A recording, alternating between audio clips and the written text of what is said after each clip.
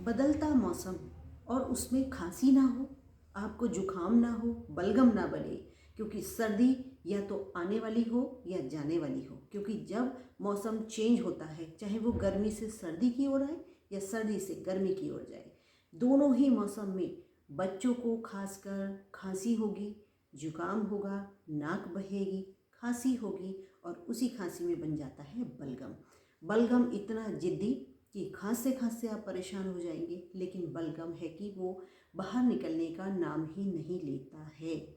तो दोस्तों, आज हम इसी विषय पे बात करेंगे और ये बताएंगे कि इसके कारण क्या होते हैं, साथ ही इसके लिए हमको घरेलू भी और दवाई भी क्या काम आती है, क्या किससे क्या फ़ायदा होता है और इसके लेने के तरीके क्या हैं, ये हम सभी कुछ आज इस वीडियो में जानेंगे। तो दोस्तों, मेरा नाम है शिव्या। मेरे इस चैनल में, मेरे इस वीडियो में आप लोगों का बहुत बहुत स्वागत है।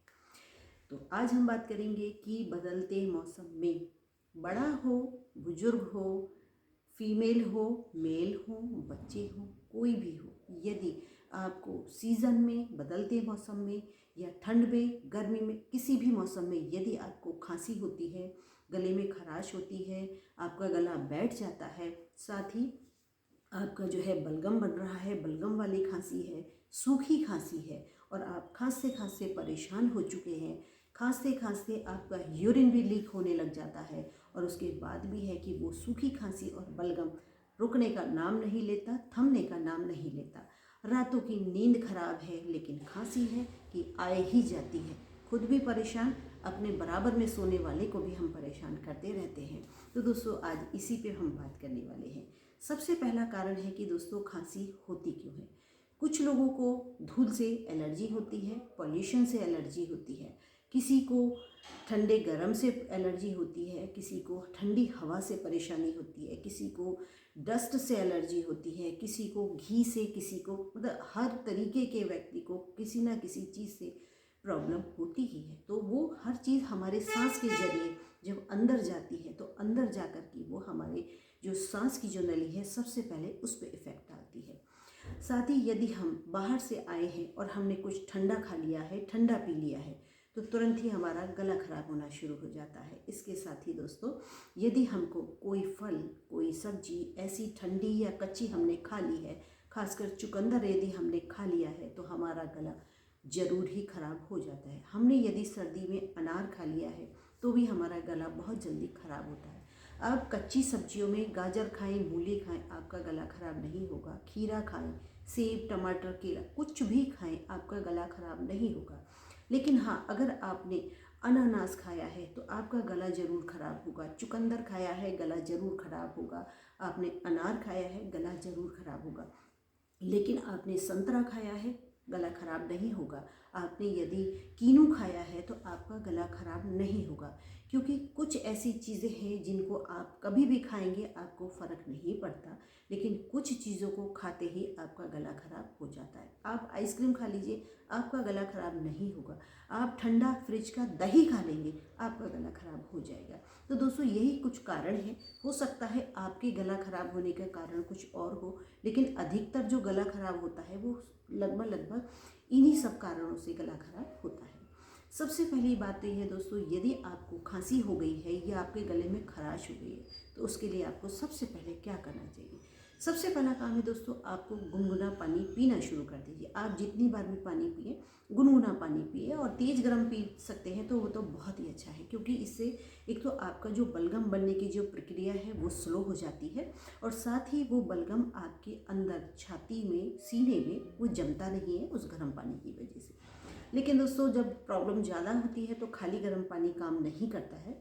तो उस गर्म पानी में आपको 4 काली मिर्च, साथ ही तुलसी के पत्ते, अदरक और चुटकी भर आपको अजवाइन डालनी है। और उस अजवाइन, इन सारी चीज़ों को डाल करके और उसमें थोड़ा सा गुड़ डाल करके इसको थोड़ा सा तेज़ गरम करके इसको एक उबाल लगा लीजिए। और उबाल लगाने के बाद आप उस पानी को सिप सिप करके पीना शुरू कर दीजिए। ये दोस्तों, यकीन मानिए, इससे एक तो आपके जो गले में खराश हो रही थी वो एकदम ठीक हो जाएगी। साथ ही जो बलगम जम रहा है आपका, वो निकलना शुरू हो जाएगा और आपके गले में काफ़ी राहत आनी शुरू हो जाएगी। इसके अलावा भी दोस्तों, यदि आपको ज़्यादा ही प्रॉब्लम है तो आप इसको भाप जरूर लीजिए। भाप में क्या करना है, आपको एक भगोने में पानी गर्म कर लेना है और उसमें आपको थोड़ा सा अजवाइन, थोड़ी सी इसमें तुलसी और थोड़ी सी, अगर आपके पास इस बदलते मौसम में पुदीना मिल जाता है तो वो इसमें डालिए, थोड़ा सा अजवाइन डालिए और इसको आप तेज़ गर्म पानी में डाल करके एक उबाल लगा लीजिए और उसको हटा दीजिए। और उस भगोने के ऊपर ही आपको अपना मुंह रख के तौलिया से ढक देना है और 2-2 मिनट के बाद आपको थोड़ा सा सांस लेनी है उस पानी की और फिर आपको तौलिया थोड़ा सा हटा देना। यदि आप बर्दाश्त कर सकते हैं, उसकी सांस को लेते रहते हैं, बर्दाश्त कर सकते हैं तो ज़्यादा टाइम के लिए ले सकते हैं, नहीं ले सकते हैं तो आप थोड़ा सा अपना फेस को हटा दीजिए उस भाप के ऊपर से। इससे भी दोस्तों आपकी जो श्वास नली है, सांस नली है, वो एकदम क्लियर हो जाएगी, आपको सांस लेने में आसानी हो जाएगी। अब बात करते हैं कि यदि आप चाय के शौकीन हैं, चाय पीना उस समय अच्छा लगता है, गले को आराम मिलता है, तो दोस्तों आप उस चाय में अदरक, लौंग, इलायची, तुलसी पत्र और थोड़ी सी बड़ी इलायची, थोड़ी सी छोटी इलायची ये डाल करके चाय को पका के पीजिए। आपके गले में बहुत सुधार होगा, बहुत आराम मिलेगा। अब इसके अलावा दोस्तों एक ऐसी चाय बताने वाली हूँ कि आप उस चाय को 2 दिन ही पिएंगे, आपका गला एकदम फिट हो जाएगा। उस चाय के लिए हमें करना क्या है, आपको पानी लेना है और उस पानी में सबसे पहले आपको डालना है थोड़ा सा गुड़, थोड़ी सी लौंग, थोड़ी सी बड़ी इलायची, थोड़ी सी काली मिर्च, थोड़ी सी जायफल और साथ ही मुलैठी, और आपको डालना है थोड़े से तुलसी के पत्ते और अदरक डालना ना भूलें क्योंकि अदरक तो गले को बहुत आराम देती है। इन सारी ही चीज़ों को आपको उबालना है और उबालते उबालते जब वो पानी थोड़ा सा रह जाए, मतलब इतना भी ना खौलाए कि वो पानी बिल्कुल ही गायब हो जाए, आधे से थोड़ा ज़्यादा रह जाए, यानी कि 1 से 2 बार उसको उबाल लगाना है और जब वो उबाल आ जाए तब उसको आपको थोड़ा सा गुनगुना करके उसको पीना शुरू कर दीजिए। दोस्तों आपकी कैसी भी खांसी हो, सूखी खांसी हो, बलगम वाली खांसी हो, या आपका गला चोक हो रहा हो, या आपका जुकाम बह रहा हो, बच्चे हों या बड़े हो, कोई भी हो, आप किसी को भी ये पिला सकते हैं। तो दोस्तों इसे काढ़ा भी कह सकते हैं, इसको चाय भी कह सकते हैं, लेकिन इसका टेस्ट बहुत अच्छा होता है तो इसलिए कोई प्रॉब्लम नहीं आएगी। आपके अगर बच्चों को भी दिक्कत है तो बच्चे भी आराम से पी सकते हैं। दोस्तों यकीन मानिए इन घरेलू जो नुस्खे होते हैं उनमें बहुत ताकत होती है। बात है कि हम दवाई पे इतना डिपेंड हो चुके हैं कि ये सब झंझट करेगा कौन। तो दोस्तों दवाई लेना तो है ही, सॉल्यूशन तो है, लेकिन इस सॉल्यूशन को सबसे लास्ट में रखिए, पहले तो आप ये सब करके देखिए। क्योंकि दोस्तों जो भी हम मेडिसिन लेते हैं ना, उनके साइड इफ़ेक्ट की वजह से हम उस चीज़ को सही नहीं कर पाते हैं। तो अब बात करते हैं, तो दोस्तों ये तो हुए हमारे घरेलू कि जिनको लेने से फ़ायदे ही फ़ायदे हैं, नुकसान नहीं है बिल्कुल भी।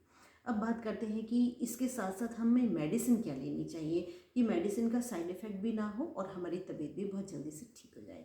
तो दोस्तों पतंजलि की एक आती है शौसारी बटी, यकीन मानिए दोस्तों 2 गोली सुबह 2 गोली रात को लेकर के सो जाइए। 2 दिन से ज़्यादा आपको तीसरे दिन लेने की ज़रूरत नहीं पड़ेगी, क्योंकि इससे आपकी चाहे वो सांस की नली हो, कुछ भी खराशे हों, गले में सूखापन हो, गला बैठ रहा हो, आपको जो है बार बार धसका उठता है, या सूखी खांसी है, बलगम वाली खांसी है, जुकाम हो रहा है, नाक बह रही है, आपके सिर में दर्द हो रहा है, या इसके अलावा भी अगर आपको कोई भी प्रॉब्लम हो रही है, खांसी, जुकाम, बुखार, बलगम, खांसी, हर चीज़ के लिए दोस्तों 2 गोली सुबह 2 गोली रात को गुनगुने पानी से लेनी है आपको। और उसके बाद आप भूल जाएंगे कि आपके गले में, यहाँ तक कि आपका बलगम बहुत ज़्यादा भी बलगम बन रहा होगा ना, तो इसके बाद आपको ये दिक्कत होगी ही नहीं। बलगम इतना तेज़ी से निकलना शुरू हो जाता है कि आपको वो प्रॉब्लम सॉल्व होनी ही होनी है, इसमें कोई डाउट है ही नहीं।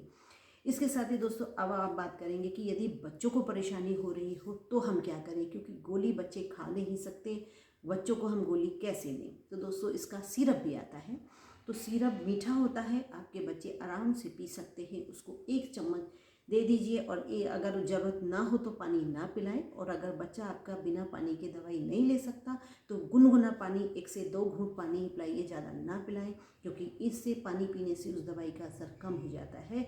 क्योंकि पिल्स के साथ तो हमें दवाई लेनी ही है, लेकिन सिरप मीठा होता है तो आप बिना पानी के भी सिरप को पिला सकते हैं। तो दोस्तों इसी तरीके से यदि आपकी कोई भी प्रॉब्लम हो तो इन सारी चीज़ों से आप फ़ायदा उठा सकते हैं।